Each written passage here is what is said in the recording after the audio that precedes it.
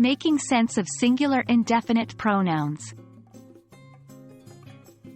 Hello everyone, and welcome back to our Grammar Fundamentals series. Today, we are going to dive into an important topic: singular indefinite pronouns. This might seem a bit tricky at first, but don't worry. We'll break it down together, and you'll see that it's actually pretty straightforward. Let's start with the basics. What exactly are singular indefinite pronouns? Well, pronouns are words that take the place of nouns. Indefinite pronouns refer to non-specific people or things. The singular ones are those that, despite often seeming to refer to more than one thing, require a singular verb. Some examples include everyone, somebody, anyone, each, neither, either, and many more. So, now that we've defined what singular indefinite pronouns are, let's talk about pronoun-antecedent agreement.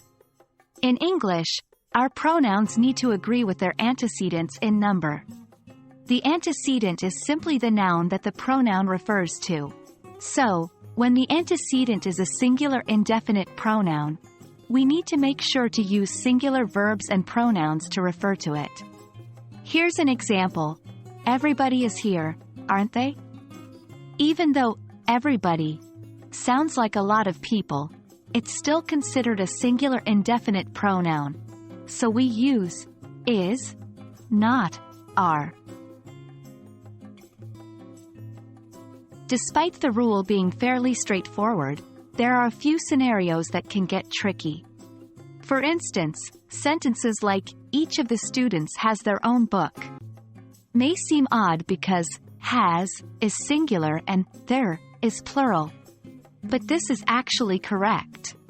Each is a singular indefinite pronoun, requiring has, and their is increasingly accepted as a singular pronoun when the gender is unknown or irrelevant.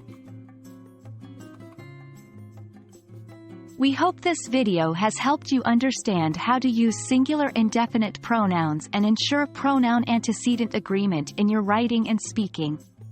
It might seem a bit tricky at first, but with a bit of practice, it will become second nature. So, keep practicing, and you'll master this in no time. Until next time, happy learning!